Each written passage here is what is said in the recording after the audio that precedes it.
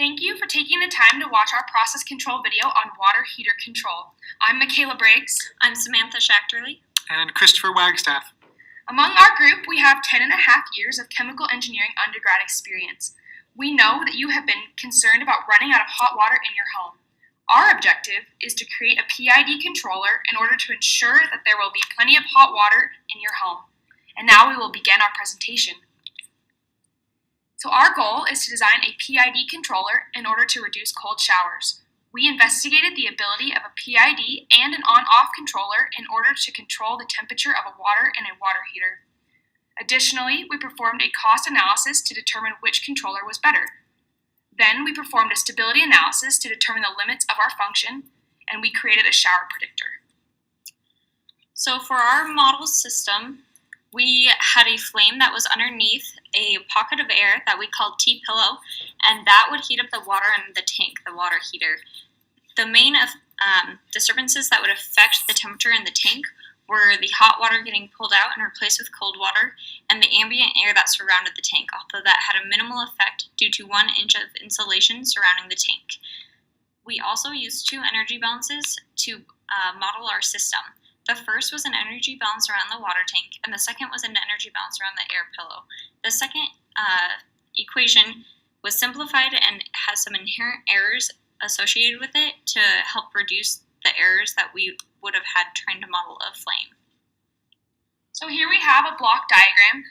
It displays a closed loop control. TSP is the temperature set point, which then goes into Km, which converts the temperature to electrical impulse. Then that goes into GC, which is our PID controller, which then controls the GV, which is the gas valve. Then it goes into the water heater, and then it goes around, and the GM is the electronic measurement of temperature. We also have a GD, which is the disturbance, which is the hot water leaving the system and going into the home.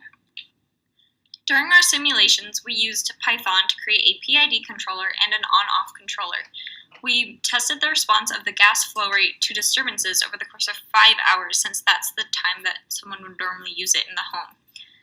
We have 2 figures at the bottom of our screen. The one on the left, figure 1, demonstrates the PID controller with its response to disturbances. It's seen to be better and does a better job at controlling the temperature fluctuations than the one on the right, which was an on-off controller. You can see that it tends to dip before it would increase to try and compensate for the fluctuations in the temperature in the water heater. We also performed a cost analysis. We did this by calculating the amount of natural gas that was going through the valve and burning underneath the water heater.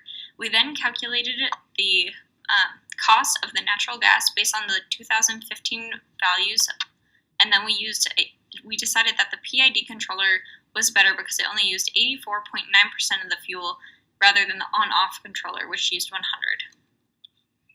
But there's still a big problem. If you look back at that old graph, it's still here on the right. And if you're taking a shower, you don't want the temperature to drop that far from your inlet hot water. So if there were only a way we could predict when people are going to take showers and then preheat the water ahead of time. So we decided to do that. You can see the results in the middle.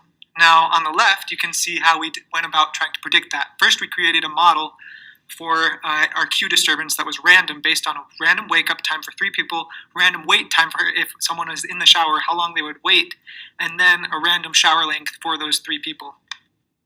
And then after we made that randomizer, we kind of used it as a test on our system to see how we could do that. So if you look on the left-hand graph, there are vertical lines, and those are the average start and end times for the showers with the confidence intervals. So the outside blue lines are when we changed our set point to predictively to preheat the water extra hot for those showers just ahead of time. So in conclusion, I want to say that our PID was really well fit, except for the disturbances, which we kind of went about by creating our 7-day shower predictor, which predicts for the 8th day, and we saw that our PID controller was cheaper. Thank you.